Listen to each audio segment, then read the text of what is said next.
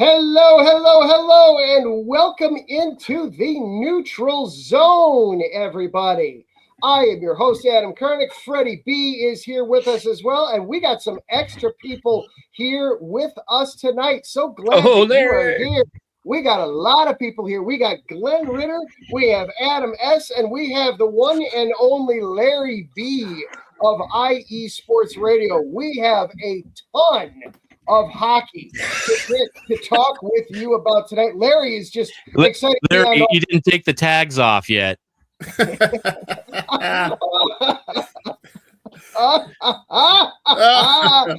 no! Oh no! Oh goodness! No! Freddie scared him out of the chat right out of the gate. What's going on? What's going on here? Yeah, Larry's just excited because for the first time in seemingly forever, the Ducks are part of the playoffs again. Freddie is just elated because the Kings have survived to get into the playoffs. Yeah, we'll get into that. We'll get into that. Adam S., I don't think he's come off the moon the last 2 weeks with the surge that the Sabres have been on. We will be discussing that and getting into that.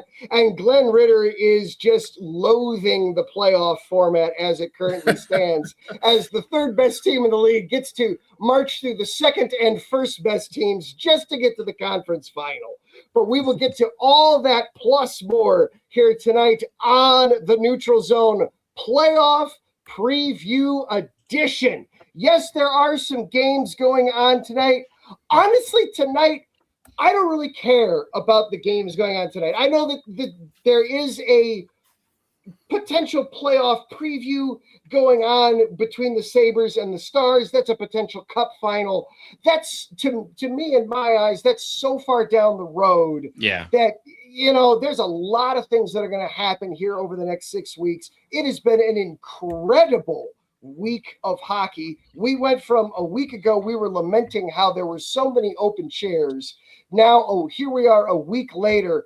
All 16 chairs are filled. Everybody's got a spot. Yeah. Not everybody necessarily knows where their place is at the table. Thank you, Pacific Division. We'll get into that chaos and bananas situation a little bit later, but we at least know who the 16 teams are. So without any further ado, since we got some extra faces here, let's go around the room here real quickly. Glenn, we'll start with you since you're next to me on the picture here. Welcome on in. Awesome. Thanks for having me on. Really appreciate it. Thank you for being here. I like having some extra voices and some extra people to talk some hockey. And Adam S., you have been incredibly busy in the chat room the last few weeks, so thank you for hopping on into the show. Oh, yeah. I wasn't going to miss the playoff preview. I was still in law school the last time the Sabres made the playoffs. Oh, good. Oh my. And then last and there's Larry. At least, there's Larry B. All right, quick moving on. No. We won't do that. Larry, thank you for being here, sir. The Ducks limp their way into the playoffs.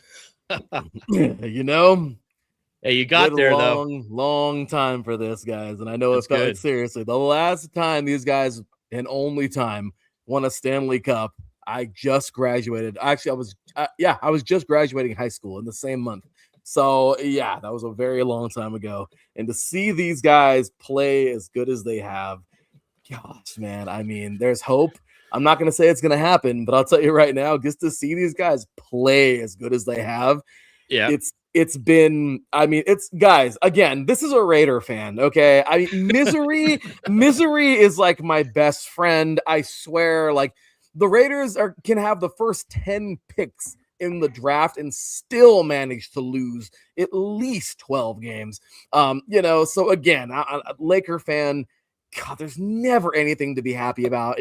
So again, when one of my teams does really well, especially these guys who've been historically bad, it's really awesome. So I'm super excited to be here. Ready to talk some hockey, man. This is going to be a lot of fun tonight. Hey, there's a good chance, Larry, that the Kings and Ducks could be playing each other. It's going to take something. Vancouver's going to have to beat Edmonton tomorrow, and then the Kings and Ducks both have to pick up points. But it could happen where the Kings could host Anaheim after everything that has happened. That's crazy. I mean, they made it. That's great. They're not playing their best hockey, but yes, definitely a team that I would be scared to play in the first round because of how explosive they can be. to have a freeway face-off in the playoffs. Oh my gosh. Number one, those tickets are going to be through the roof.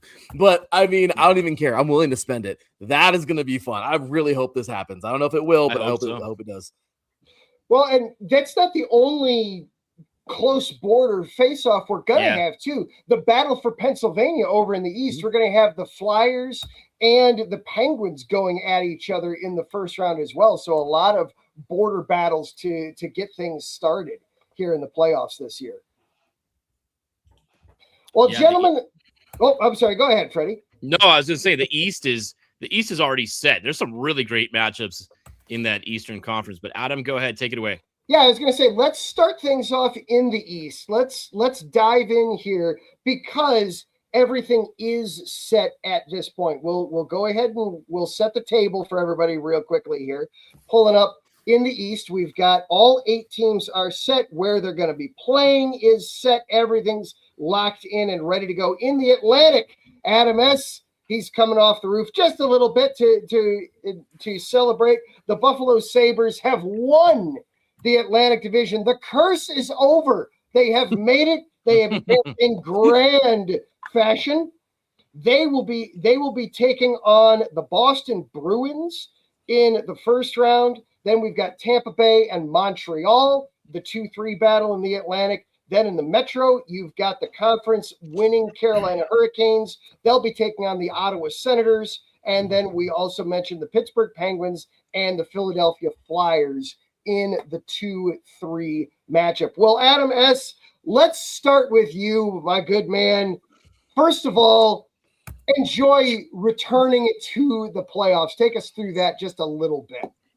This, you don't understand. This time of year, if we talk amongst ourselves when we're not doing stuff like this, and I'm used to this being the KeyBank Center belonging to concerts, WWE, bull riding, and Bandits lacrosse at this point of the year. The fact that they've had to reschedule concerts now because we have home ice through the conference championship, unless Ottawa does us a big favor. Yeah, we'll see. Sure. It's huge. You don't understand what it means to that city to be back. There's been talk who's gonna bang the "Let's Go Buffalo" drum at the beginning of the game for game 1. We've had everything from Ryan Miller to Rick Jenneret's family, Kim Pegula. I mean, literally everybody's on pins and needles. The plaza is going to be ridiculous. Yeah. Give me Josh Allen. And the fact, well, that was one of the names thrown out there too. But and the thing I love is, I'm an older guy. It's the Bruins. We're going back to that 80s and 90s hatred again in the first round. And I think it's going to be great. I will say this. It was one of our sports radio people. If you don't know, I live in Southern Texas, but I keep WGR on my computer at work so I can listen. They did give Boston some bulletin board material by saying they're a one-line team. Geechee, Pasternak, and I was kind of like, okay, yeah, you can think it, but don't say it, bro. We have, Buffalo has their 3, Tuck, Thompson, Dahlin. I think the difference between the teams is it's going to come down to goaltending and supporting players. And Buffalo's got a lot of 20-goal, high teen goal scorers. I'm looking forward to that series. It's going to be incredible.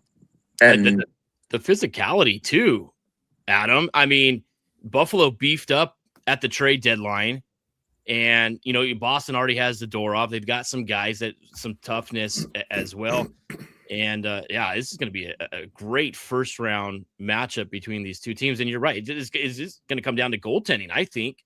I mean, Swayman and Korpisalo have held the fort better than I thought they were going to in Boston. There was always so much talk about his Swayman. Does he have what it takes? And he's proven it this year. Mm-hmm. So goaltending, huge. Yep. It looks like it's going to be Yuppie and Lyon Ellis will be the emergency goaltender. UP's they basically said, yeah, he's the number one about a week to 10 days ago. You started seeing him more and more. But you got to admit, Alex Lyon's not a bad plan B, and Colton Ellis is young enough and stupid enough to not care what it means. If you saw the shutout he pitched a couple nights ago, he's just like, nope, I'm going to stop pucks. Must stop pucks. Gronk stop. Literally, it was the most entertaining goaltending I've seen since the Hasek days, because there were skates where helmets should be, and helmets and elbow pads where helmets should be. He was flying everywhere, and I loved it. Adam, it's a lot like the run that the Sabres have had. We talk about mid-December when this whole run started. Kekalainen coming in, and they were on a small streak before that. But then the massive run that they went on, similar to that of St. Louis when they went on and won the Cup a few years ago when they brought in Berube mid-season. They took a team that was in last place, took them to win the Stanley Cup. Do you see the same kind of thing with these Sabres? They've been dominant for the last 5 months, like nonstop. Exactly. They're December 13th, last in the league. What do? They go and rip off 10 straight. They get us interested. What happens the next night? I think they lose like 6-1. And it was like, oh, okay, our Sabres are back. But no, they bounce back. They'll rip off 3 or 4 in a row. Yeah. Or they'll take a team to overtime and scrounge up that point. That's kind of the difference this year. There's I'm going to put a lot of this on Alex Tuck. Sure. When the Sabres started getting into playoff contention, where it looked like they were going to, hey, they're going to probably be one of the wild cards. He was the one who said, yeah, great, you make the playoffs, but we're here to win a cup. And, it was everybody kind of treated that as a throwaway line, except for the Sabres. It was kind of like the light went on and everybody said, you know what? He's right. Making the playoffs is great. And when they made the playoffs, all of a sudden, that's how quickly the thinking shifted. It was like, okay, we're in the playoffs, but it's going to be disappointing if we don't win the division. Right. And there was some conference talk in there for a while, but Carolina is our kryptonite. I don't know what it is about them. But I mean, you think about it, what they've done, they've taken it to Tampa Bay, who I thought was the most dominant team in the Eastern Conference for the first half of the season. And we saw in the last couple of games that the two teams have played, Buffalo didn't back down. They were right there with them, more physical. I mean, penalties galore. They can score. I'm looking forward to a Lightning Buffalo second round matchup. Like I said, I will be on the couch every night for that one. That's, like I said, sorry, NBC, that's must-see TV. Yeah.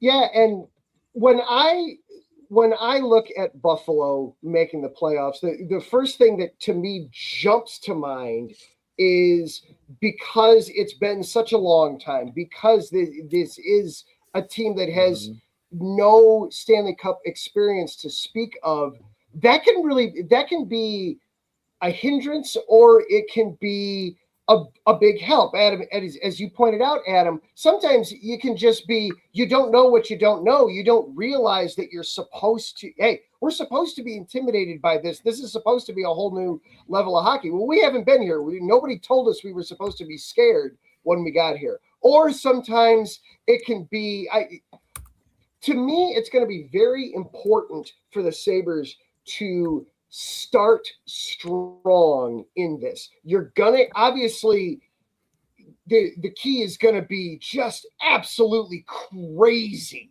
for game one. Everybody is going to be out of their skulls from the opening puck drop all the way through. If they get to a point where Boston scores a couple of goals in the first period early, I could see that very quickly turning on them, and suddenly, this is a whole other thing. So to me, it's imperative that Buffalo get off to a quick start in this series. I agree. Here's the this is why Buffalo, I think, is working so well. They've got a great mix. Remember, they've got a Stanley Cup winner on the roster, Bo Byram. Yeah. Tuck's been there before. Doan has been there before. A lot of the guys they brought in have been there. So I think that was, I jokingly say it was the Kesselring trade last year. Going forward, it's going to be known as the Doan trade because he was the, you can have him too. Paterka, yeah. Yeah. Yeah. He was like the throw-in in that Paterka trade, and I think Buffalo got the better end of that after this year. But one thing, Adam, you talk about like, possibly going down early in a game and that just deterring their play. Keep in mind, though, this is a series, so you cannot let one game, even a bad period, affect you going forward. If you lose the one game, guess what? You got another one. So I think Buffalo has that mentality where even if they were to, stub their toe on an early, game in the series, that they have what it takes to power on. We've seen just how dominant they've been to go all the way to the division. So yes, that could be something for an unexperienced team. Yeah, but you don't want to dwell on that first bad game if you have one, because you know what? You're going to get them the next game, and you win the first game on the road, then you got home ice back at you. So this is the Stanley Cup playoffs where everything and anything could happen.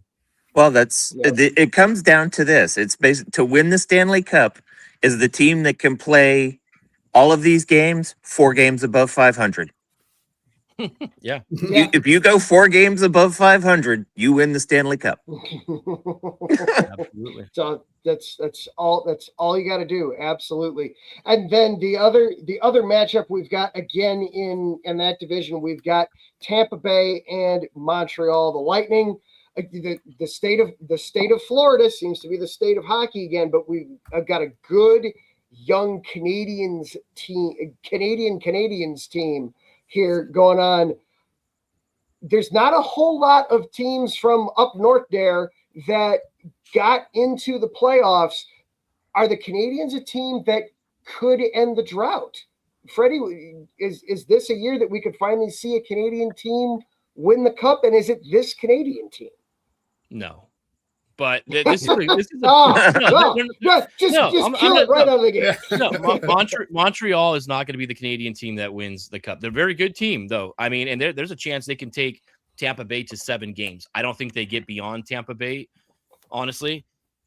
The team I would be scared about is the one playing down south in Raleigh, and that's Ottawa taking on Carolina. Carolina, we know every year is so good. President's Trophy. They're always at the top of the Metro. But they can't get past that hump. They lose in the second round or the first round. Now they need to make it to a Stanley Cup final, in my opinion. This is their year. But Ottawa is playing great hockey right now. This is not a fluky team. Ottawa was a playoff team last year. They're just putting it together right now. And it really comes down to goaltending. And Adam, we've talked about it on the show. Can we rely upon Brandon Bussey and Freddie Anderson in Carolina to ride them deep into the playoffs? This could be, I think, a first round upset potentially. If there is going to be one, I think it could be that.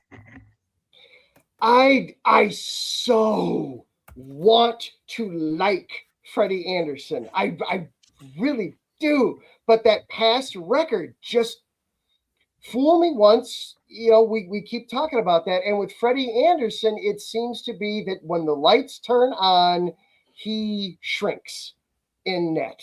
And that it is always such a problem. Glenn, we've got you in here, and I know we're going to be getting to the Wild here in just a second, but I know that you've experienced it watching playoff hockey, that when you've got that netminder that just can't get it done, it's so hard to keep moving forward. Oh yeah, absolutely. You need, in order for any team to go deep in the Stanley Cup playoffs, they need to have above average to great goaltending. And actually have to have great goaltending to win it all. Just no ifs, ands, or buts about it. Doesn't matter how the defense is playing in front of them. If the goalie's not locked in, they're not going to be moving on. Mm-hmm. Mike Patch is joining us on Twitter. Thank you for logging in. He's not a fan of the Hurricanes either. They don't have the Capitals to beat up on anymore. That's why to not with the Hurricanes in this. I've liked the Hurricanes for a long time, but Freddie, I hear you, and as much as I want to go with the Hurricanes, you're so spot on, though. It's that net mining. They try to play a system to eradicate that, to negate, there's the better word, to negate Freddie Anderson as much as possible by we're going to play keep away. We're just going to shift the ice, and we're going to play 100% of the time in your zone. You can't score if you don't hold the puck. The problem is that it seems to be and it works great in the regular season, but it seems to get to when they get into the playoffs, even though their opponent will only possess the puck for maybe 15 to 20 minutes, they still get off 5 grade A shots, and they all go, 15 shots total, but 5 of them are grade A or A plus scoring chances. And Freddie Anderson's just not up to the task. And the next thing you know, they're on the outside looking in.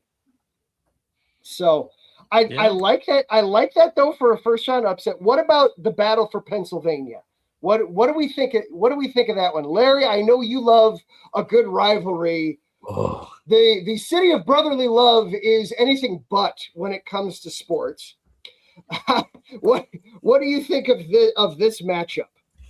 This is something that I absolutely love, because you're totally right. Number one thing, you guys always hear me rave about how much I love hockey now over football, even though I played football for 20 years, because that has become a sissy sport and you can't even breathe in the quarterback anymore. In this sport, you can punch each other in the face and then go back to playing the sport. So I think that's a really great game. Now, I think in this rivalry, we're going to see a ton of punching in the face. I'm just being real. Okay. This is going to be one nasty freaking series. Overall, guys, I mean, when I look at this, I think to myself, look, if we have any bit of how these two teams have played this season, I mean, my gosh, look, you have a second place Pittsburgh who has honestly these guys have been near and around the top all season long. I mean, it's the Flyers who've had, right, correct me if I'm wrong, but the Flyers have had kind of an up and downer. They've been around. They've been, regardless though. Seeing how these guys are both tied right now, especially in their division, overall, guys, this is going to be really tough for me. And I know I even hate to, it's kind of funny. A couple years ago, you guys remember our Philly show we used to have? Okay, one of our hosts said they used to have the famous Flyers minute. Nice. Because yes. It was funny because Cash and Chris. It was Philly Sports Talk with Cash and Chris on iSports Radio years ago. And they would cover everything, right? But they would not stick on the Flyers very long. And it was hilarious because they had this thing against the Flyers. They would talk Philadelphia Union in the MLS more than the Flyers, okay? Because they're a waste. They're the famous Flyers minute, because that's all you deserve on our show is a minute. And it's crazy to see that turnaround. It was kind of funny. One of the hosts, Chris, cracked me up one time on air. He was all like, yeah, he says, it's crazy. Injuries just for some reason. I don't even want to go to a game because I feel if I step foot in there, I'm going to get injured because everyone gets injured on that damn team. So, I mean, to see this turnaround, I love what they got going on. But honestly, guys, I gotta lean with the Pens. Interesting. I mean, look, personally, this is gonna be one hell of a series. I want to say it's gonna go 7. I mean, I want to, if they start I don't know, but overall, I feel like Pittsburgh, I think has an upper hand in this one. The reason why, honestly, is because in my personal opinion, I think they've been pretty damn good all year long. So. How are they? I mean, don't get me wrong. We've seen teams choke, but regardless, I mean, right now, overall, I mean, defensively, they've been solid. I guess I don't know. That's my pick. I know it's kind of. I know you guys probably thinking Philly. Maybe not. Go ahead, Freddie. What do you got? Well, I mean, I can't. It's hard to take a team that's got Jeff Skinner as their starting goaltender. However, Sidney Crosby is my all-time favorite player. And I think that Sid and Geno Malkin and Erik Karlsson and Chris Letang, that core 4 guys that have been around, especially those 3 who have been together since the beginning, They have what it takes to will this series out. There's no way Crosby's going to let this team go down to the team he hates most, and that's the Flyers. He admitted it many years ago. He hates the Flyers. He hates every player on it. He's always had a disdain for them. And I think Sidney is going to will and carry this team on his back through the playoffs. But I mean, the Flyers could be a really dangerous team. I think this could be a long series. I mean, just look what Porter Martone has done over the last 2 weeks since he's been called up on the Flyers. That guy is on a tear. Very young, inexperienced Flyers team, very veteran-led Penguins team. I'm going to go with the Pens just on that and Sidney Crosby. And look at this year, guys. Look at the matchups this year. Okay, back on October 28th, Flyers win 3-2.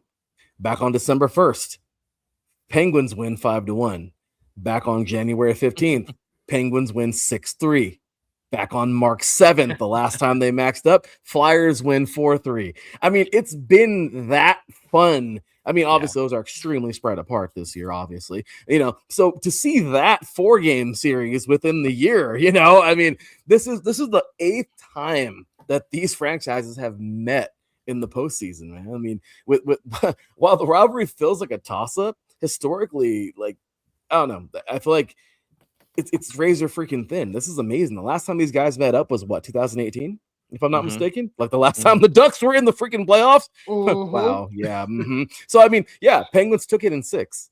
So I mean, I'm not going to say this is the same team because they're not. These are not the same teams. But home ice, the Penguins, they're 41. They've won a ton of freaking games. Okay, they secured the second seed in the Metro, giving these guys home ice advantage. This is huge. I mean, the Flyers, they finished just behind. I mean, they're right behind. Yep. I don't know. I think this is legends versus structure. I know we have this structure going on in Philly, but yeah, man, Crosby. I mean, come the freak on, man. I want to see this guy do something huge before his last time on the ice, man. So I know it's so I don't know. I'm cheering for him. Maybe it's just my heart right now going for these guys. It's not. I don't hate the Flyers, man. I think they're a great team, but really, I think this is. And again, sorry, I'm going on and on and on. But the Warrior mentality in this game, both teams outperform expectations this year. Let's be real. Let's just call it what it is. I don't think any of us in this room. Pittsburgh almost 30 points better than they were last year. Incredible. They were the worst team in the NHL to go to where they are now. Exactly. I mean, it's insane. Jump.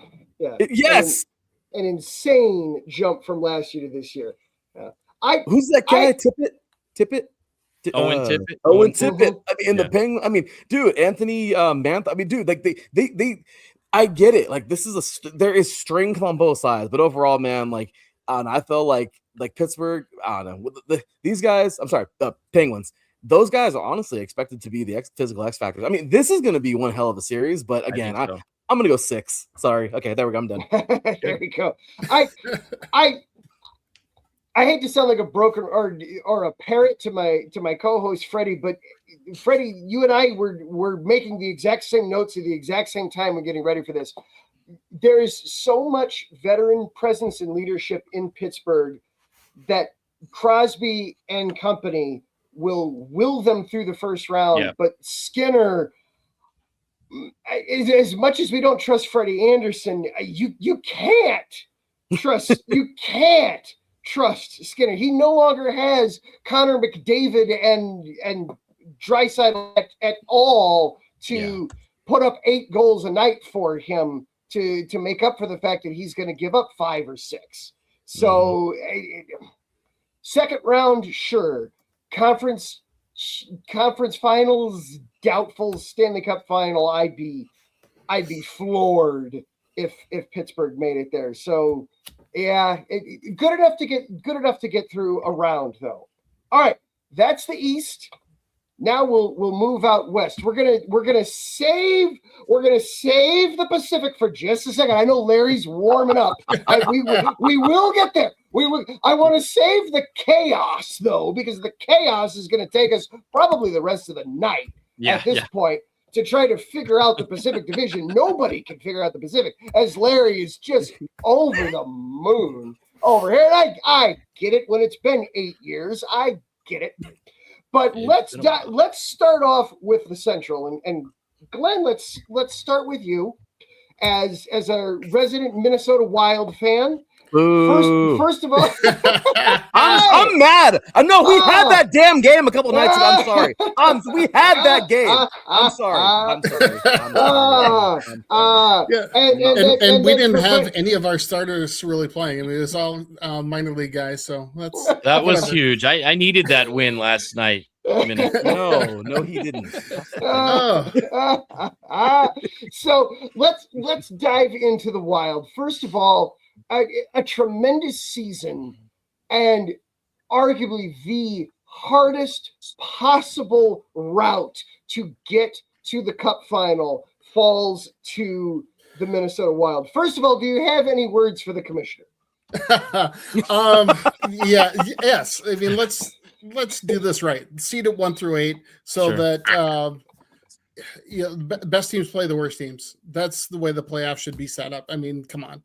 There's no reason that three of the top teams in the Western Conference are all playing each other in the first 2 rounds. Only one of the teams from the Central can possibly come out and make it to the conference finals. The first round of the playoffs should be about your local teams and how they're doing. And by the time you get to the end, to the Western Conference, it should be the best of the best, not who survived from the Central against the wild card from the Central that gets through the Pacific Division. Because really the Mammoth probably have one of the better shots to make the conference finals than anybody else. Where did they come? I'm sorry. No. Anyway, they're the Coyotes resurrected. Right? Glenn, to be on to defend the Eastern Conference, every team outperformed the Pacific Division. So, in that respect, do any of those teams deserve to be in the playoffs, even though you're in that division? No. I agree. I think it should be a 1 through 8 on either side. I don't know I still want the 3-2-1 point system for the regular season as well. I think that would be great. That's as well. Another topic. But yes, as a Minnesota Wild fan, we haven't made it to the second round of the playoffs since like the 2014-2015 season. And losing in the first round has been very disheartening. Although I think that this year, this team is different. Adding Quinn Hughes, who I had heard a ton about, but I never really got a chance to watch much of him play. But watching him play, I have never seen a defenseman skate like that ever. And he is just unbelievable. When he's put up, he scored 53 points in 48 games for the Wild. And just the way that the team is playing with him is unbelievable. Just the way he sets up Kaprizov and Boldy, having 2 40-goal scorers on 2 different lines is awesome for the team. I'm really looking forward to seeing how they battle against Dallas. I think that second to the last game of the season when they faced off against each other was a great playoff preview. If you were able to catch that game, I watched the entire thing, and there was bodies flying, punches being thrown throughout the game. I think it's going to be a great series. I think, in my opinion, I think they're probably going to end up starting Jesper Wallstedt for game 1 at goalie, just because Gustafsson has been off the last couple of weeks of the season. He just hasn't looked all that great. Wallstedt looked pretty good against Anaheim. He's looked better. So that's my prediction. I don't know if that's what the coaches are going to do, but I think they're going to be happy that they're starting out on the road because especially if it's I think even starting a young goaltender, he doesn't get phased. Wallstedt doesn't seem to get rattled in rough settings. Like early on in the season, he beat the Avalanche in the shootout, and which was just awesome to watch. And he was celebrating at the end. And it was funny listening to the Colorado announcers talk about how he acted like he just won the Stanley Cup. Like he's 23 years old, whatever, exactly. rookie. And But so anyway, I think that the Wild have a great chance. I think it's going to be really physical. The guys that they added at the trade deadline are going to be huge. Between McCarron and adding Nick Foligno to his brother Marcus Foligno, that line. You're welcome. Thank you again.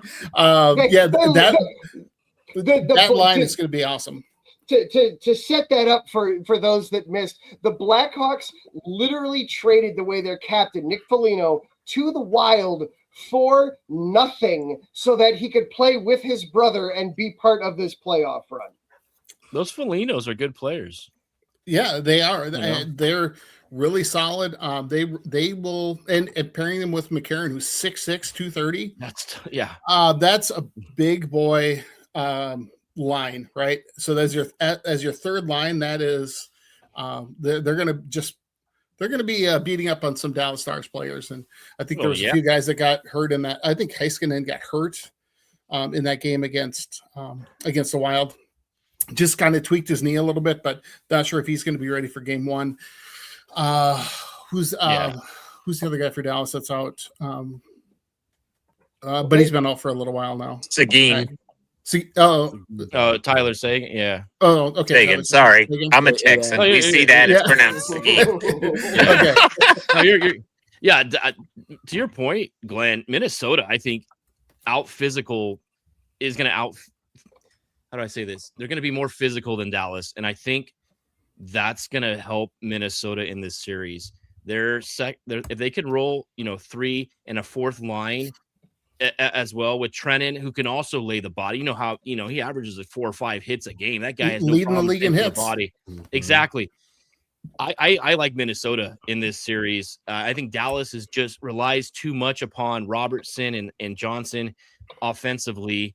They do have Ottinger in net, who's a very good goaltender. We saw what happened with him when Peter DeBoer pulled him last year in the Stanley Cup playoffs. That didn't go too well. I like Minnesota. Adam, Larry, what do you guys think? I agree. I like Minnesota in this series. The Stars do seem to be getting healthy at the right time, but they're still kind of not really going into the playoffs in the best of spirits. As we look at them overall, they've won their last 5, but they had a stretch there where they were really starting to dip. So I would not be surprised at all to see the Wild take this series from them. Quinn Hughes can absolutely be a difference maker for the Wild. I would not be surprised. And first of all, I think this series goes the distance. I would be shocked. Agreed.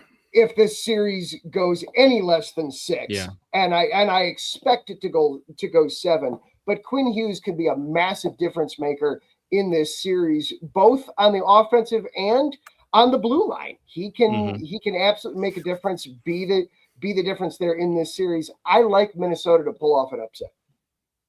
Agreed, 100%. And let's look. Oh, this is gonna be really mean. I'm sorry, Adam S. I like Adam S. He's a good dude. No. It's just like okay. Again, bring it on. Let's go. Coming from the football guy here. Look, coming from the football guy, this is what I'm gonna say about the Stars. They had their window, man. I'm sorry, they had their window. Did they not? Did they not have their window? I mean, I feel like it was there, and if they didn't win in a couple of years, and I hate to say it, but that's the Bills in my opinion too. The window is there, and now it's just kind of closed. I know. I'm sorry. I know. 3 straight conference finals, right? And we're talking about a team with 100 that finished with 110 points. Like they're no good. that's the problem. I'm sorry. I'm sorry. I don't know. They're a great team. They are, but look, I mean, at the end of the day, like honestly, Minnesota's got some freaking homeboy. What's Kaprizov, right? Mm-hmm. Yeah, dude, Kaprizov. Again, I'm like Adam S. I know some of these pronunciations are crazy. They're hockey names. It's okay. But I mean, homeboy's leading 45 goals and 89 points. I mean, dude is like the engine of this offense. Okay, like they're getting down 104 points. They're insane. I mean, they have that defensive wall, 4th best goals against average. Yeah. 2.87, guys. I mean, come on. That's huge. Okay, so you have Gustafson. I mean, this has been a strong team all year long. I remember 10 years ago, and actually, it's kind of crazy. Adam, I mean, what is it? No, maybe 8, 7 around there, maybe 10, where it was seriously just in this division. It was just the Blackhawks in the Wild beating the hell out of each other, and everybody else sucked. Yeah. Remember that? For Glenn's sake, I wasn't going to bring that up. I'm just saying, like, that's what it was. It was just those two teams flip-flopping. Nobody else mattered. And it's crazy because this is the first time we've seen the Wild look that good, since then. So, I mean, look, the regular season split, two teams were neck and neck this year. They were. I mean, most recent, look, Dallas took a 5-4 win, I believe, like back on the 9th a couple days ago. So I mean, Minnesota shut them down though, 2-1 back in March. Injury advantage. While the Wild rested almost their entire starting lineup in the final week to ensure health, the Stars are dealing with a major blow. We talked about, Hintz, is expected to miss. Yep. And I mean, again, so I mean, I'm just saying, guys, when it comes down to it, I don't want to be a downer for the Stars, but I will be an optimist for the Wild. This is a solid team. I like seeing the teams that we haven't seen. So again, a big part of me is and I'm sorry, Adam S. I picked the Bills to win the Super Bowl the last 5 freaking years, and they haven't done it, and it's hurting me. I know it's hurting you more, but I'm just saying, so that's why I love the underdogs. And honestly, man, it would be really cool to see the Wild pull this thing off. Yep. You caught me typing. You caught me typing. Oh, you caught me posting stuff onto the social medias to keep the thread moving. I love everything. I love everything there, Larry. Let's real quick. Let's talk about the Colorado Avalanche real quick, because they are the President's Trophy winners. I don't think it matters who they get in the first round. I think we're all going to predict Colorado to take that matchup, whether it's the Kings, whether it's the Ducks, whether Edmonton falls down there, who have you. I think we're gonna pick Colorado. But is there something against winning the President's Trophy? Yes. I'll just throw this out there. A President's Trophy winner has not made it to the Cup final since the Blackhawks did it in 2013. Yeah. And that was a shortened season. That was the 50-game sprint. We have not seen the President's Trophy winner make it to the Cup final in a full 82-game season since 2011, and we haven't seen them win the Cup in almost 20 years. It was the 07-08 Red Wings was the last time a President's Trophy winner actually won the Cup in a full season. And heck, they've only even made the conference finals once in the last 10 years. Yeah. That's got to feel like 10 years ago for the Rangers. It was the Rangers just a couple of years ago. Is there something to this curse of winning the President's Trophy? The numbers certainly provide some fuel for the fire. I'm sorry. Look, since the trophy was introduced, in 86? 86. Okay. I'm sorry, Adam. Bears. Okay. Anyway, just the year before that. Okay. Anyway. So, all right. I know. So only 8 winners have actually gone on to win the Stanley Cup out of nearly 40 freaking seasons. Okay. I mean, let's just be, from 2013 to 2023, zero trophy winners reached the finals. The 2023 Bruins. All the hype was on the Bruins a couple years ago. Yeah. The ultimate example. These guys set an all-time wins and points record only to be bounced in the first round by the 8th. They were the freaking 8th seed Panthers. Look, I'm gonna go now. I'm sorry. Come on, man. I'm sorry. That I don't believe in curses, but that's a scary thing. That's a very scary thing. The President's Trophy is. I heard an interesting theory.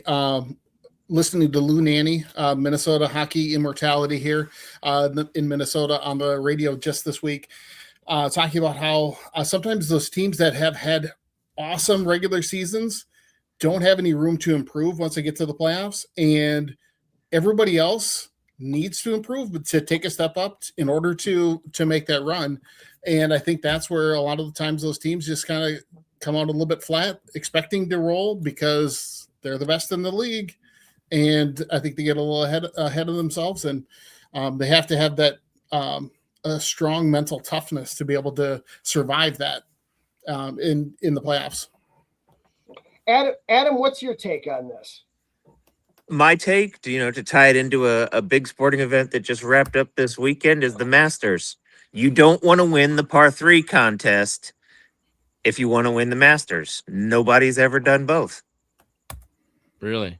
You smart guy. You smart guy. Look at you. I didn't even think. But about yeah, that. it's like, and I also agree with what Glenn said too. You have to kind of work past that mentality of we're the best. With this trophy says we're the best, but everybody else is basically painted a target on you, and you're gonna get your best shot. Their number 3 goalie is gonna, throw everything at you. Is gonna be like shooting against the side of an apartment building all night when you're number 1. Mm-hmm. I think, like I said, I stick by my analogy. The President's Trophy is the Masters Par 3 contest. You just don't want to win it. That's really good. I like that. I like that analogy. That's I like that. I like that too. Everybody wants it, but right up until you get it. Everybody wants it right up until you actually get it. I'll go in favor of Colorado and say I don't think the President's Trophy is going to have any effect on the Avalanche. They've been so dominant all year. I mean, the start to the season was just incredible. Then they had a little bit of a low, and they played like closer to 600% hockey. But this Avalanche team isn't far removed from the cup-winning team they had a few years ago. And then they bring in Nazem Kadri at the trade deadline. They make some trades. They've had really good goaltending from the Wood brothers. And I think Colorado is going to have a basic layup gimme first-round matchup where they can improve. Colorado's power play was their weakness this season. So if they ever had a power play, that would be even a more dangerous team than what they had. And I mean, going up against Nathan McKinnon is no easy feat. And you got Cale Makar on the back end as well. And then the ageless wonder, Brent Burns, his playoff experience is well. You got a healthy Gabe Landeskog. I like the Avalanche. I think the second round matchup is going to be the toughest one. If they get Minnesota or Dallas, I think they easily get past the first round over the Ducks. And then, I caught that there. And then, I don't think. I think this year there's a good chance that the President's Trophy winning team could go on and hoist Lord Stanley. I think if the season ended today, they'd be playing the Kings, and the Kings would be going bye too. So yeah, okay, we'll do that. Yeah. I'll put it this way. I'll try to wrap a bow on this, and then we'll let Larry celebrate his Ducks return to the playoffs here. I do believe there is something to the curse, if you will, of winning the President's Trophy. There's absolutely something to it. You do wind up painting a target on your back, and it's just an extra kind of hurdle you have to get through. That being said, if there was ever a team built to handle it, it would be this Avalanche team. They've been here before. They've won the cup very recently. A lot of these guys were part of that. And to Freddie's point, once they get through the second round, it's actually, as long as they're healthy, they should have that should be their easiest matchup, would be in the conference final. So to getting to the Stanley Cup final should be easy, if just so long as they can get to the conference final. So that being said, I still we'll get into this as we preview the crazy Pacific here. But I have a crazy conspiracy is too strong. I have a crazy theory here I have a scenario that wouldn't surprise me if it plays out.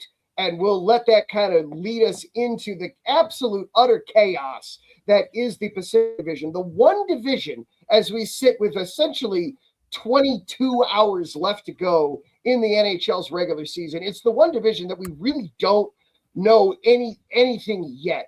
We've got Vegas could win it. Edmonton could win it. Edmonton could also still fall to wild card 2. Anaheim and the Kings could wind up playing each other in the first round. Vegas could still fall to the number 2 spot. We know who the teams are going to be that are going to represent it, but none of the chairs are set yet. But Larry, the Ducks are back. Between Coach Q and McTavish and all the craziness, the Ducks are back. Take your victory lap, sir. Carlson, Traub, McTavish, Gaither. I mean, everybody you got. This has been such a special season, you guys. I'm sorry. Look, number one thing, gosh damn you, Golden Knights. You can't just go away. You can't just leave. Like, they were dead in the water, you guys, and they resurrected. They did like the Undertaker, like what? Or who was that? Who sat up? The dead man, right? You know what I mean? Like, seriously, like, gosh damn, you cannot get rid of those guys. Like, oh, they annoy me, but they're such a good team. So I can't say anything bad. But guys, look, the Anaheim Ducks are one of the most intriguing stories of the entire season, but really of the 2026 postseason. After a grueling rebuilding phase, and we're talking about grueling. Yeah. The fly together era. Okay.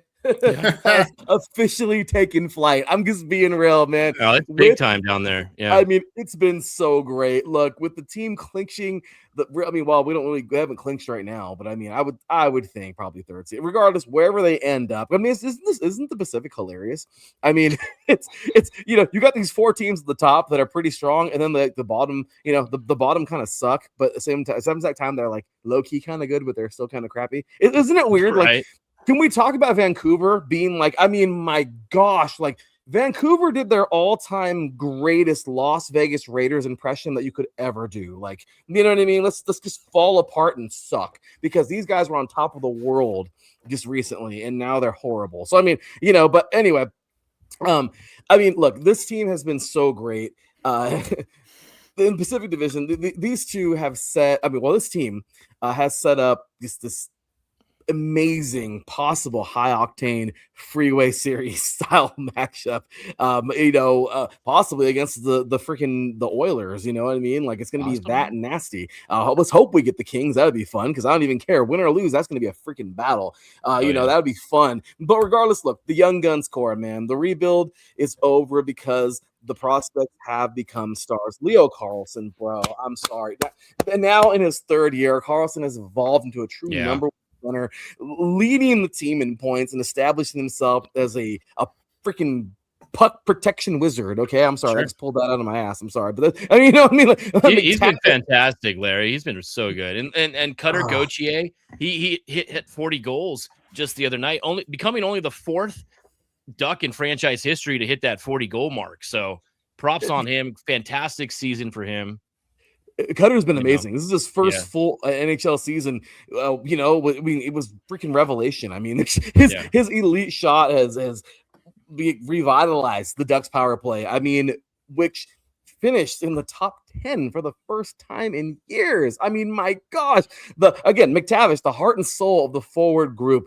He led the team in goals, 34 this season, providing the grit and net front presence needed for playoff hockey. I mean, you guys, look, I can go on. As you can see, I can freaking just continue. I will be here all night long. Somebody shut me up. I'm sorry, but look, this and can we talk about Dostal? Look, I'm sorry. Look, I'm a Gibby guy. I love Gibby, man. I'm sorry. That guy gave us everything he had for years. Gosh, I love Gibby. But Lucas Dostal, man, you knew he was the guy to be in the net. Gosh dang it, he gets his time. He gets his moment. look at him. He's officially taken the torch as the undisputed starter. Dostal this year, he finished with what I think a 918, if I'm not mistaken, save percentage. Yeah. And Yeah, was he was- particularly dominant, man. In the final month of the season, earning him like basically the dark horse. You know what I mean? Like, right? I mean, look, guys, like I said, I can continue this all night long, but I'm just so proud of this team, man. I really am. Yeah. Yeah, I mean, props to the Ducks. They've had a fantastic year. We've talked about them all season long as this kind of came out of left field. They were a team that was on the rise. You saw how they ended last year. And then, just they didn't let their foot off the gas. But the thing with the Ducks, Larry, and you've seen it all years, they've had their peaks where they go on these 6-game point streaks, maybe a 5-game winning streak, and then they'll do the same in reverse. And they're kind of playing that way going into the playoffs. They backed their way into the playoffs by Nashville and San Jose losing the other night. So, I mean, they could find themselves in 8th. The Ducks, just as good and dynamic as their offense is, they give up so many goals though defensively. I don't know if they could, if they get to play Colorado or Edmonton in the first round, are they going to be able to outscore those horses? I don't know. I think that's why they brought John Carlson in at the trade deadline to solidify the blue line. Jacob Trouba's having a great year. Radko Gudas, and they have the veterans on the back end, which I think could help them. I'm not bagging on the Ducks because I know you love them, Larry. They've had a great year. Props on them making the playoffs. I don't see them advancing, depending on who they play. Now, I just think they're the amount of goals they give up, them and the Kings, both with negative goal differentials, the only teams in the NHL that made the playoffs with negative goal differentials. Which I means hope they would can play love each to. other. I would love to see them play each other in Absolutely. right? Glenn's reading my notes. Yes, these two. Well, Larry brought it up. He's like, yeah, they can face each other in the first round. Love that. It would It'd be be fun. over. It'd be on. Seriously. Take the over for damn sure. But honestly, guys, look, how they beat Edmonton. This is just me being a very optimistic. Again, I it's true. I mean, again, I can be the super fan all I want to. Look, seeing these guys get there is just getting there. I mean, guys, I don't know if you guys follow the AHL as well. I follow The goals making the playoff. The freaking goals made the.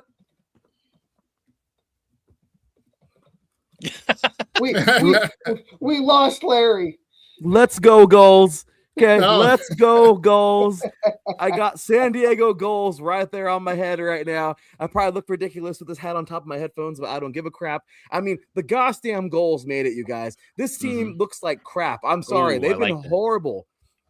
Okay. But look, I will say really fast. Let me close. I mean, look, this team is looking at that division, they've been crap. They barely got in, you guys. They're going to lose probably extremely early, but I do not care. The Ontario Reign, which of course is the Kings farm, they dominated. Okay. And they're probably going to, they look great in the Pacific. I mean, yeah, the goals barely got in by a thread. And it kind of reminds me a little bit of the Ducks this year. But at the end of the day, you know what? Both those teams making it, you guys, I am so happy. If it's early exits, you know what? It's a hell of a lot better than what I've had to walk the last couple of years. This has been like a team of destiny. I'm excited for the Ducks in the coming years. And realistically, look, really quick, for the Ducks to pull off the upset, which I don't know if they can, they have to utilize their biggest advantage.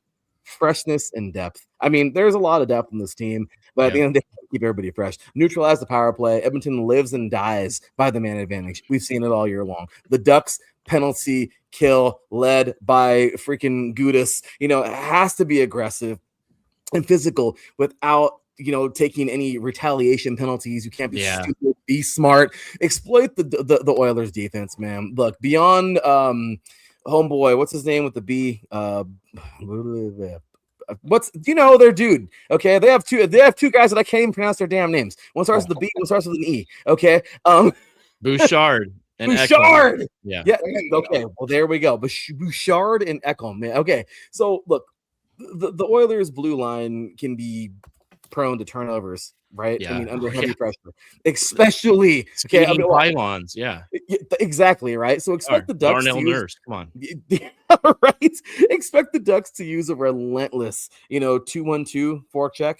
to tire out Edmonton's the top pairs. I mean, the home ice factor, look, Honda Center hasn't hosted a playoff game in a long time. The orange out energy will be a massive boost for a young team playing with house money, because screw it. You win, it's awesome. You lose, you know what? No one's expecting you to win anyway. You know what I mean? So look, Gudas has to be, he had actually been cleared for game 1 after a lower minor body tweak. Sweet. So, providing that essential veteran snarl for the postseason, personally, I think that's awesome. And then Zegras, man, he finished the season on a 10-game point streak. I mean, that's freaking sweet. And, showing he's regained his elite playmaking form just in time for these freaking major bright lights. So look, guys, again, I'm just being optimistic, but this is great. I'm so excited. There's no easy game for them. They play Nashville tomorrow to end the season, and Nashville, who just missed the playoffs, is probably going to play. I mean, they may play their stars. It's the last game of the season. Usually, fan appreciation night, all that good stuff.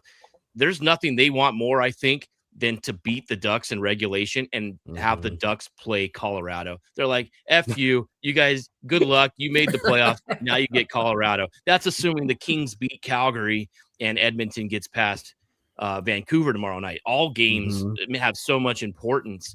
But yeah, I mean, it's good to have the Ducks back in. The Western, California was great. The Sharks are on the cusp as well.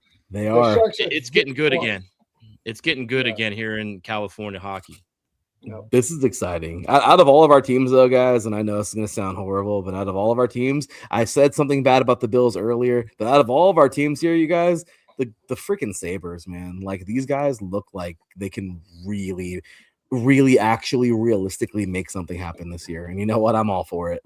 I wouldn't be opposed to if obviously if the Kings don't make it, I don't expect they could go on a run. You never know. I mean, this team isn't bad, but an Avalanche, Sabres, Stanley Cup, give me that. I'll take that. I will take that.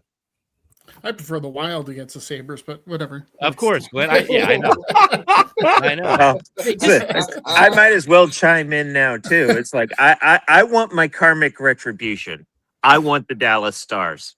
Yeah, I know you. If we go to the finals, I want the Stars. I hate. You know what? That still pisses me off. I was following Buffalo a lot back then. I mean, that was the Ryan Miller days, and I mean the guys they had like Audette and Miroslav Shatan and Pominville.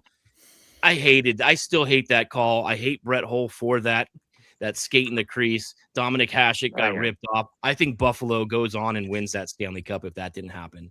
I mean, I still have the golf towel on my golf bag. It says no goal, Lindy Ruff. Yeah. Heck yeah. Oh, I mean, guys, look, the Sabres aren't just happy to be here. They just broke a 14-year drought. I mean, the Ducks are happy to be here. We're happy, okay? We're just like, we're like that little kid who gets McDonald's who's like, yeah, get a cheeseburger. Like, you know what I mean? Like, we're happy. Like, we're just happy we're here. No, the Sabres are like, screw the damn cheeseburger. Like, we're here for everything. Like, these guys, like they're playing pissed off. Like, I'm sorry, but a team who plays pissed off, that's great. Well, just look at the last few games. They were down or either down or tied in the third period. Yeah. And in the last three, well, excluding tonight, but they just basically that first goal goes in and they go, oh yeah, we're good at this shit. And 2, 3, 4 goals in a period. You can't Adam, you can't rely upon them bailing out after getting down early in a game, especially in a playoff game. You can't have that mentality. But yeah, they have showed that they can come back, and they've showed that resilience just battling to win the division.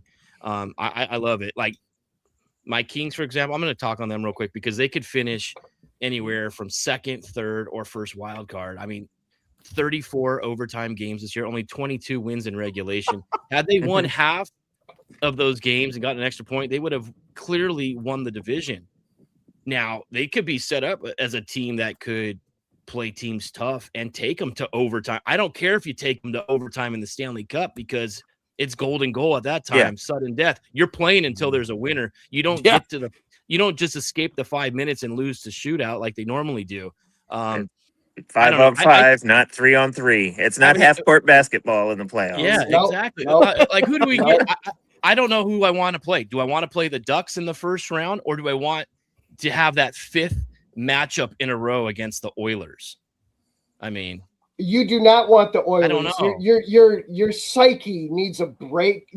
We had the Oilers last year. That was the problem. I remember that. We were up 2-0 and then blow that series. I mean, I think it's time.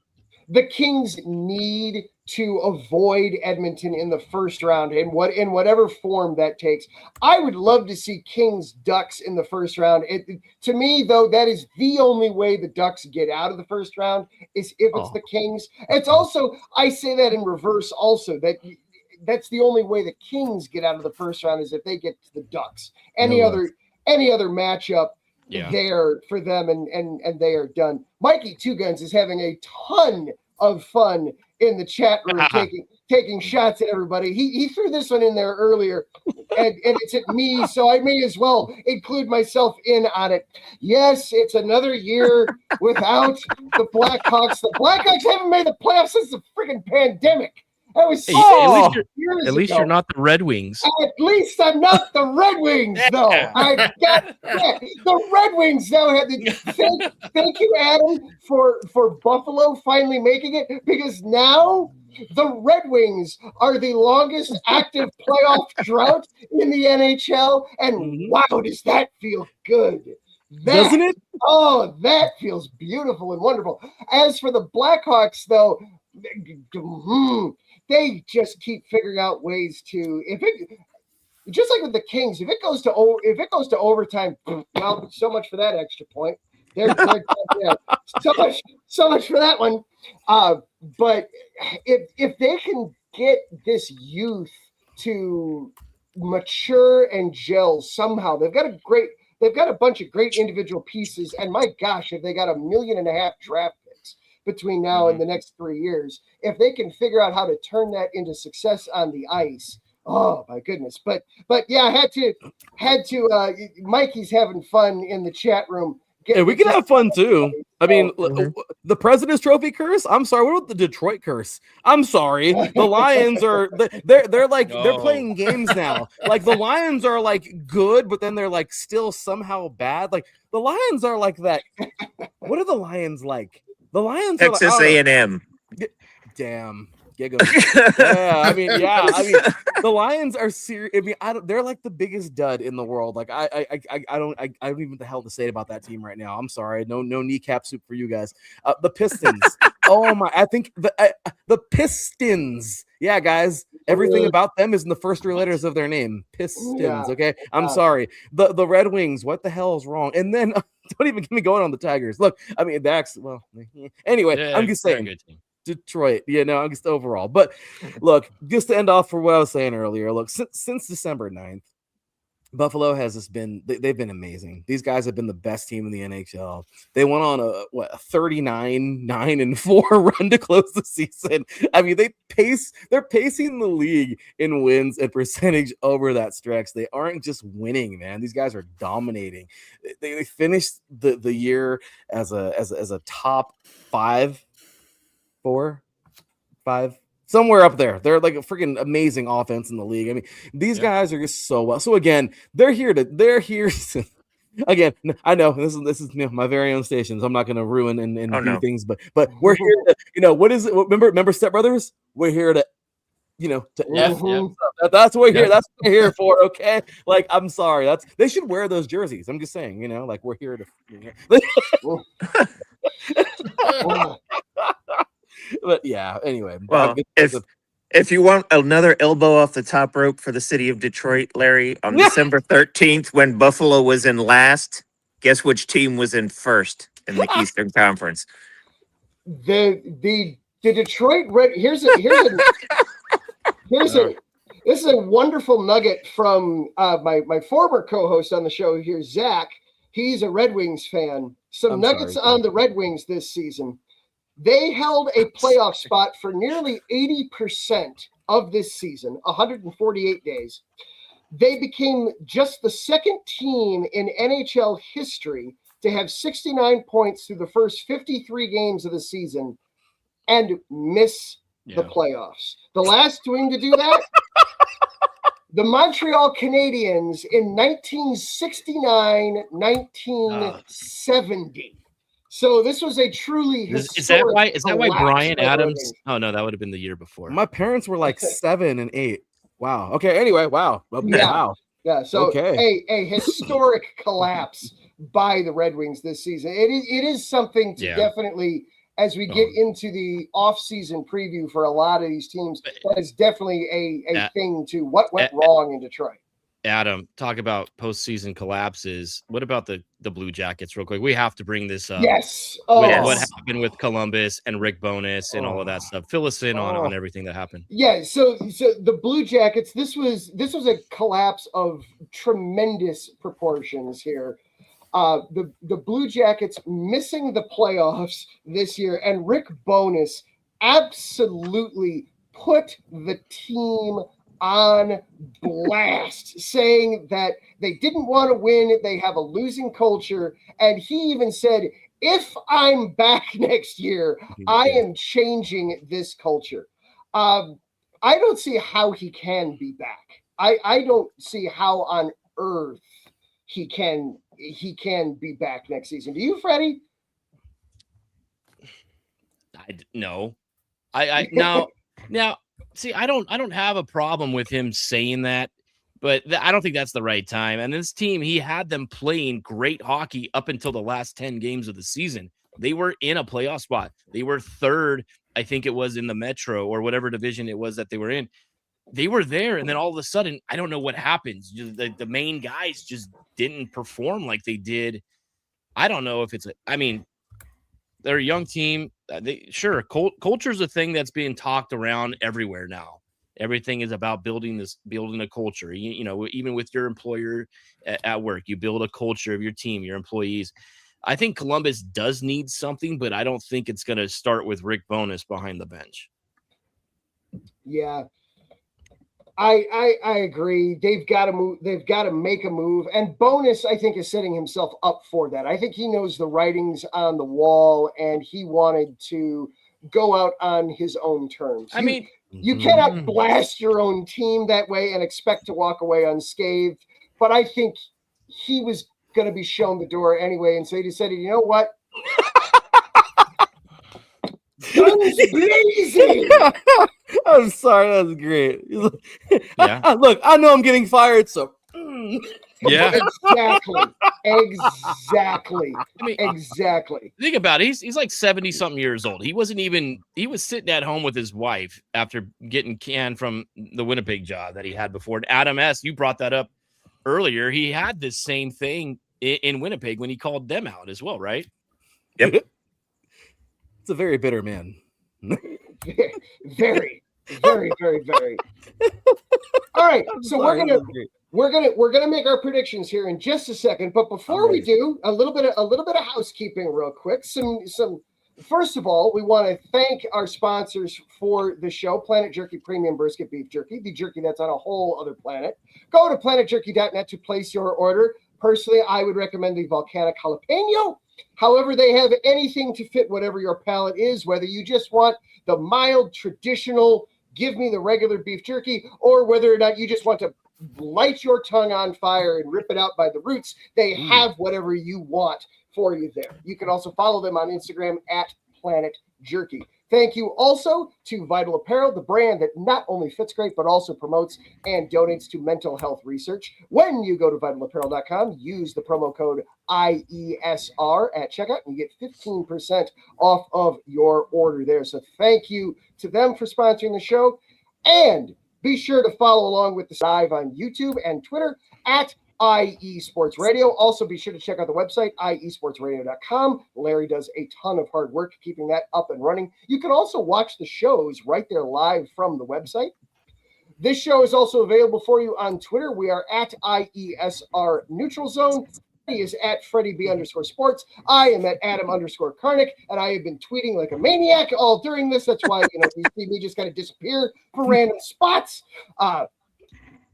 And Glenn, Adam, and Larry, let everybody know what your Twitter handles are as well so that people can follow you. Glenn, you are awesome. at? I'm at G Ritter 13 on X. There we go. 13. Adam S., you are at. Sorry about that. I've got somebody just deciding to make a ton of racket here in the neighborhood. I haven't changed Twitter handles in, God, I guess it's been almost 15 years now. It's A Ski JD number 2B. I remember my first beer. It reminds me of I just got my AOL name. Damn, remember AOL? That's good. I still, I still have an email address from my AOL days somewhere. Now you can change those. I'm sure. Yeah. and then Larry B., you of course are at. Everybody can follow me at the THEE_LB53. I got to start tweeting again. I know. I'm sorry, everybody. Some of you are like, are you even alive? Yes, I'm alive. I'm just working a lot. So sorry. But yes, I'm here, aren't I? So yes, follow me there. Also, please make sure to follow at IE Sports Radio. That's been a lot more active recently. And again, if you like sports, like freaking everything, I swear we cover freaking everything because I cover freaking everything. That's been my life. And well, look, I brought these awesome people together. Mikey in the chat room. Look, I'm nobody special, but I'll tell you right now, I love talking sports, and that's what brings everybody together. Sports and food, because I'm fat too. I'm sorry. I just power lifter here. I love eating lots of food. So, so his defensive lineman guy, that's we like to eat. So anyway, look. Also, check it out, man. We got, and I know I gotta kind of just go really off the to left field, if you will. But number one, the 3 and out. My God, this is it. Saturday, we're coming back. We got our draft show. So excited. We're going back for just one show. We're a couple shows during the draft, and then we're going to disappear again until, of course, the summertime. 8 divisions in 8 days coming back in July, bigger and better than ever. And that's where I just freaking go insane and do 8 shows because that's how I like to do my freaking, my opener every year. It's fun. 8 shows, they're long. I have 32 actual fans, and then I usually talk crap about the Raiders. So yeah, there's that. Follow at 3 and Out, all spelled out 3 and Out, IESR. Make sure to follow these guys up here again, man. The Neutral Zone, the IESR. Neutral Zone, they do an amazing job talking hockey. Totally love that. Also, please, you guys, make sure to check out another show that this guy is on up here, Freddie B, man. The Bullpen Bulletin, man, at BP Bulletin _IESR. I mean, look, everywhere we got everything. If you love sports, guys, this is it. And again, we're like the Ducks too. Okay, whatever. We may be small, but gosh damn it, we're you know here. what? This is one of the best damn hockey shows that we've done.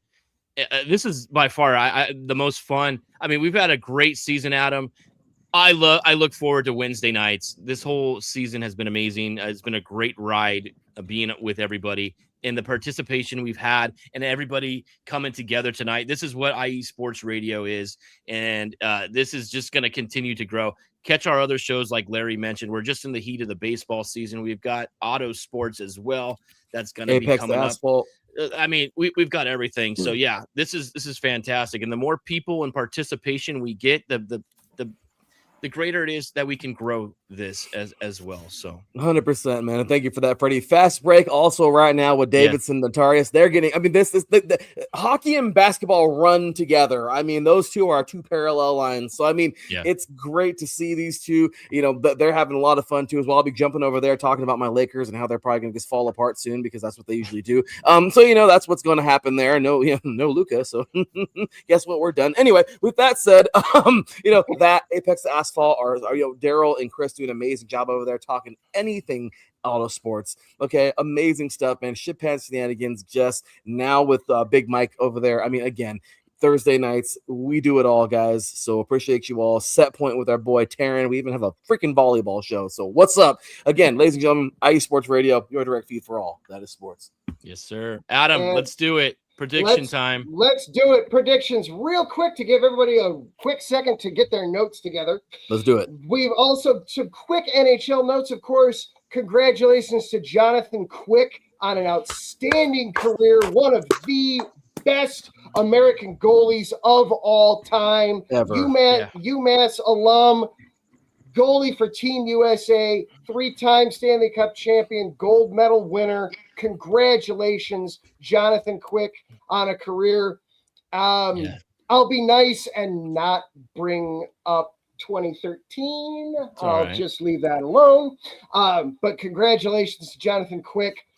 A nugget to sprinkle in for a future show. Alex Ovechkin, if this is indeed it, thank you, sir, for an amazing career. Freddie, we have to have a long discussion about this next week because I now have doubts. So thank you, Grade 8, for an amazing career. One quick note over from the PWHL. We haven't talked about them at all tonight. We will next week. We have had our first elimination of the season. The regular season wraps up next week. The Seattle Torrent became the first team eliminated this season, which means they now have the opportunity to try to win the gold plan, the opportunity to win the first overall pick in their draft. Larry, we need to figure out like a show to just all topics, because this might be the anti-tanking plan to end all anti-tanking plans. I agree. We got to talk about it. We got to bring. I know there's a lot of basketball context and even football context in there too. Something to keep in mind for a future show. So I'm just gonna pull the pin on that grenade and then walk out of the room, because we're looking at the clock and it is time. We need to get to our predictions. So what we're going to predict here, gentlemen, so everybody's on the same page, I want to know, who do you have making it to the conference finals? Who do you have making it to the cup final? And who will be hoisting Lord Stanley's Cup? And if my wife would have her way, having a gigantic ice cream sundae this summer. All right. We will start with Adam S. down in the corner. Tee us off, drop the puck. Who have you got? All right, I'm gonna start out west. I'm gonna leave it, let it marinate for a little while. But somebody's gonna be happy because I got a California team going to the conference finals. Oh, there's only two. Unfortunately, they're gonna be up against the Minnesota Wild.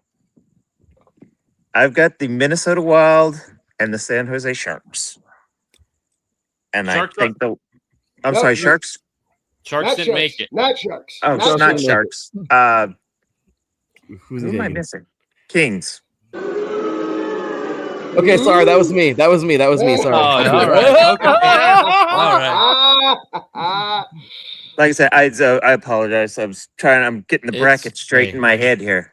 It's all right. The good news is, coming out of the Pacific, unless you're one of the wild cards, you got a good shot to get to the conference finals, right? So who's going to be 1 and 2? That's whoever comes out of that. I don't think I would have gone with Vegas, but I don't trust Vegas this year. But I like I said, I'm making friends left and right. I know Colorado's good. I know Dallas is good. I've got Minnesota coming out of the out of the Western Division. I like that. I like it. And then in the Eastern Conference Finals, the Hurricanes. That's the gimme. And yes, the Buffalo Sabres. They get through the Bruins in 6. They have 7 incredible instant classics with Tampa Bay. And they meet the team they have yet to beat in Raleigh, the Hurricanes. But guess what happens in Game 7? That streak breaks. I love it. Sabres, Wild, Stanley Cup. There may still be snow on the ground for a change when the cup is being decided this year.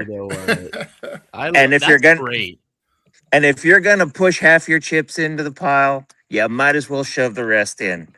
The Sabres take the Wild in 6. All right. I like that. And there will be a legendary party along the shores of Lake Erie and Lake Ontario. It will make Mardi Gras look like a Catholic frat party.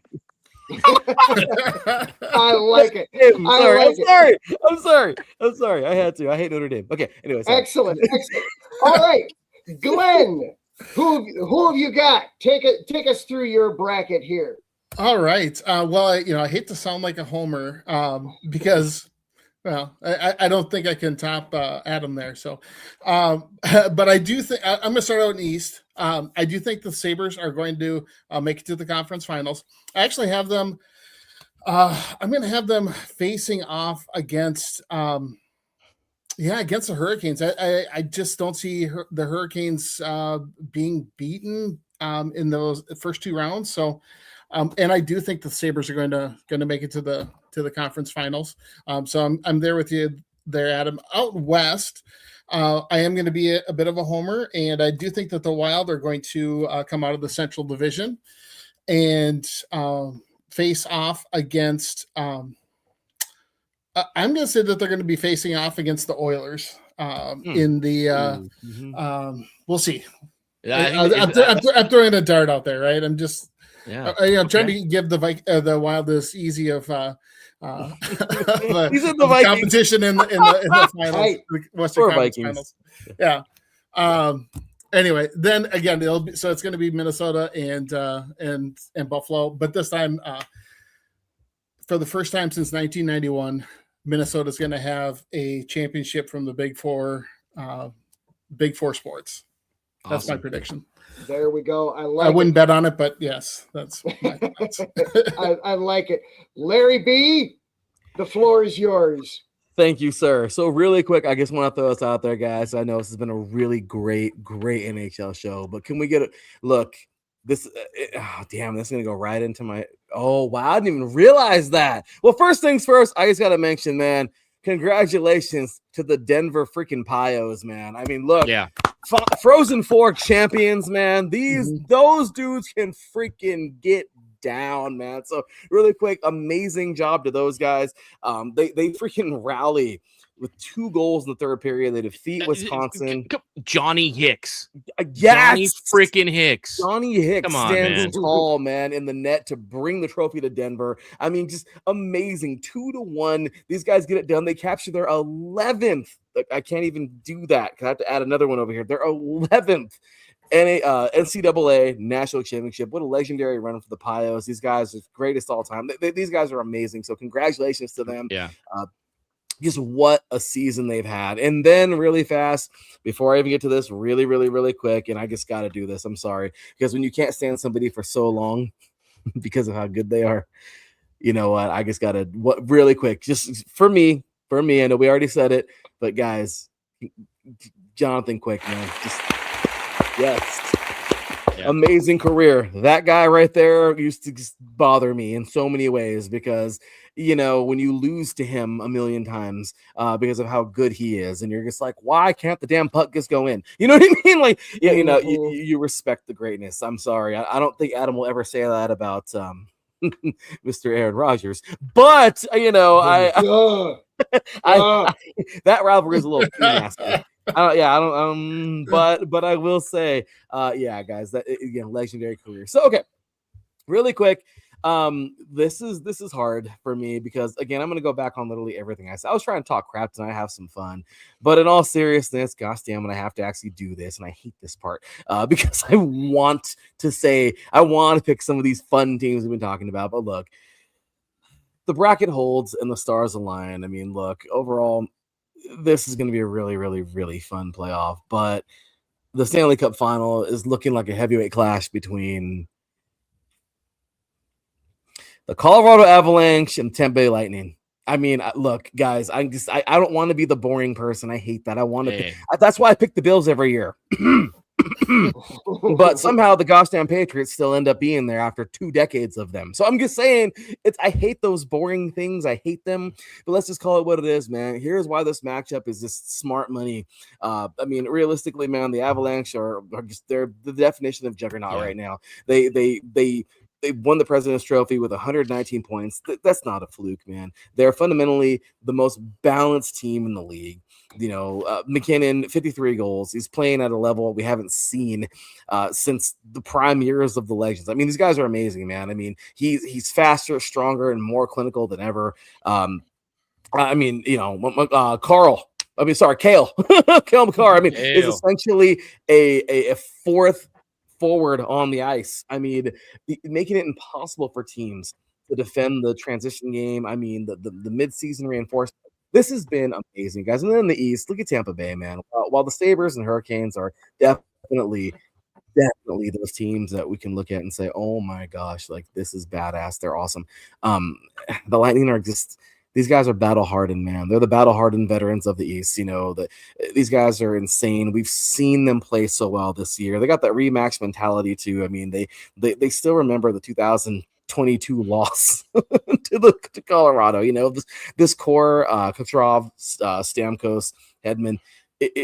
These guys are, these guys are, I wouldn't call it desperate, but maybe I would, because these guys are. They're desperate for one more ring to cement their dynasty. So realistically, this is a true class of Titans, but the final verdict, if I'm going to go with those guys, I guess I better do this for me.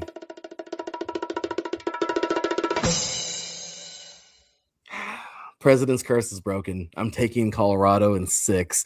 The depth of their blue line, guys, and sheer spread of McKinnon and Ratinen. I mean, this feels like too much for any team to contain over a 7-game series. The President's Trophy curse is real, but this Avs team feels like the one to break it. So I don't know. I mean, again, this may not be anything when we get to the future games, and we got like 2 months of hockey left. But realistically, guys, that's just, again, being boring, but that's what I'm thinking. I like it. I like it. Freddie, who have you got in the conference finals, and then who you got advancing? Man, I've been pumping Buffalo all season. I think they've been outstanding. What a story. Unfortunately, though, I think Tampa Bay gets them when they battle. The games that they played, we even talked about, Buffalo stood up to them, and they've taken it to them. But when it comes to the playoffs, and I just think with John Cooper and that Tampa Bay team not far removed from where they were with their run. And I think that Tampa Bay goes. I'm still going to go on a limb and say that Ottawa beats Carolina in the first round. And then I'm going to have Pittsburgh beat Ottawa in the second round. I'm going to have Tampa Bay over Pittsburgh to go to the to win the Eastern Conference. In the West, of course, I want my Kings, and I hope my predictions are wrong, but I'm not going to take them. I have to go with some mental clarity here. I can't go against Colorado at all. They are going to have a tough matchup against Dallas and Minnesota, but I think Dallas and Minnesota are going to beat each other up to the point where Colorado gets through pretty convincingly, probably in 5 or 6 games. I don't think it's going to be a long series. I just think because Dallas and Minnesota could probably go to 7 with multiple overtimes. And then they've been there. They've won. And I hate to say this, but I think Vegas is also going to play in the Western Conference Final against Colorado. I just think Vegas, with the Tortorella thing, I don't know if it has anything to do with coaching or if it's just coincidence. They brought in the big guns, bringing in Marner to go with Eichel, and they brought the guys on the defensive side. I think Vegas and Colorado, Western Conference Final, Colorado takes it, and Tampa Bay beats Colorado in the Stanley Cup for another Florida championship. It's not. If I don't know, it could have.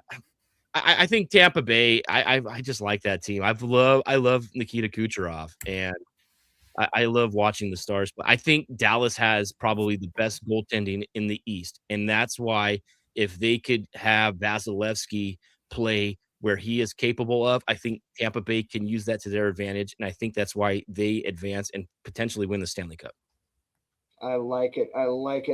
Well, I'm gonna wrap this up, and I'm just gonna preface this by saying, boy, you can tell that Freddie and I are co-hosts. We're just gonna start it that way. It's not they're not the same. They're not all the same, but you're gonna hear some similarities.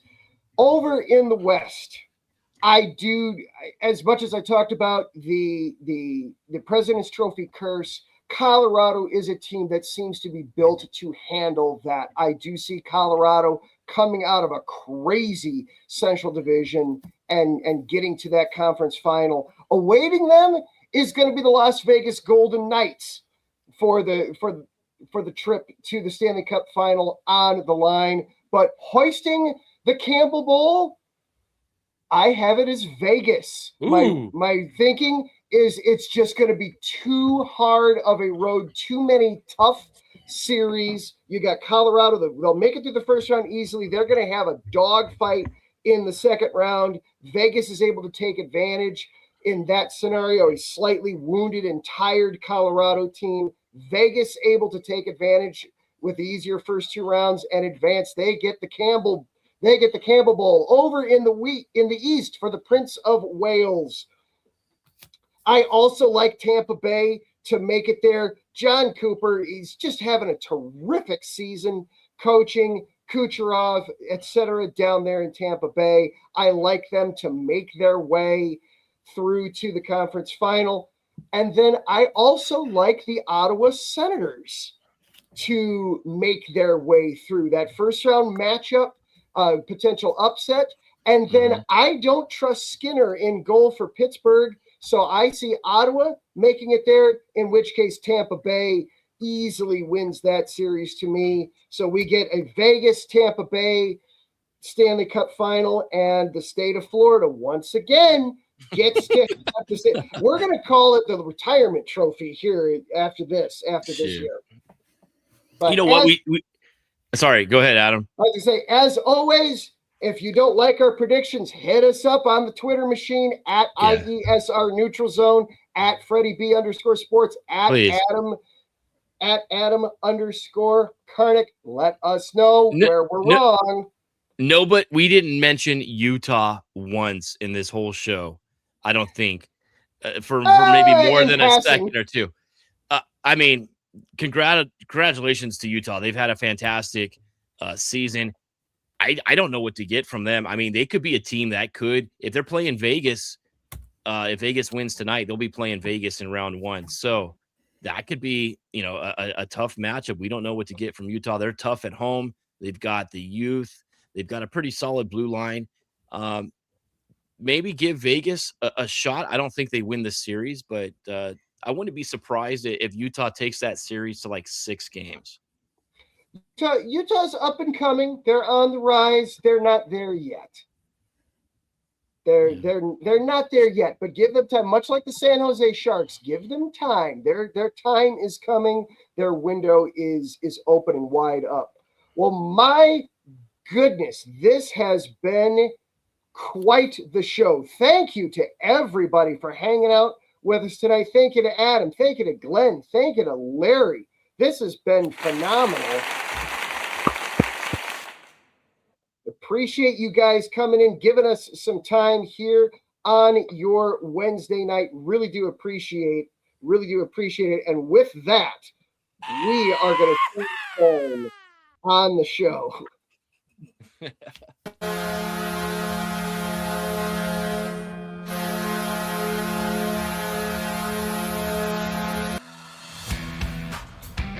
This really has been a fantastic show. Freddie, you said it earlier. This has been an excellent season. This has been an excellent way to drop the puck on the playoffs. Thank you to Adam S. Thank you to Glenn Ritter. Thank you to Larry B. for hopping in and doing this roundtable show with us. Really do appreciate you guys taking some time out of your Wednesday night to do this with us. Once again, also thank you to our sponsors, Planet Jerky, Premium Brisket Beef Jerky, the jerky that's on a whole other planet. And also thank you to Vital Apparel, the brand that not only fits great, but also promotes and donates to mental health research. And be sure to follow along with us on the socials, on Twitter, on YouTube, at IE Sports Radio. Also check us out at iesportsradio.com. This show is also available for you on the Twitter machine at IESR Neutral Zone. Freddie is at Freddie B _sports. I am at Adam _Karnik. Thank you to everybody hanging out in the chat room with us tonight. Mike Pat was here. Thank you, sir. B-Dog was here. Mikey Two Guns hanging out with us a little bit tonight. Thank you, gentlemen. Thank you to the over 200 people watching the show live across Twitter and YouTube. Really appreciate you guys. The puck drops on the NHL playoffs Saturday. Saturday, it gets real. The 4 rounds begin on Saturday. Next week, same time, same station, right here. Freddie and I will be back breaking down what's been going on. We'll talk about some of the teams that got knocked out as well. What do they have to do to get back? We'll check in the PWHL as well, as they will be getting ready to wrap up their season. For Larry B, for Freddie B, for Glenn Ritter, for IE Sports Radio, I am Adam Karnik. This is the Neutral Zone. We do this crazy thing every Wednesday night. If you're a diehard hockey fan, if you are just hockey curious, if you don't know what a puck is compared to a post, we are here for you to have some fun. Check us out next week. Have a great one, everybody. Go Kings, go! Later, guys.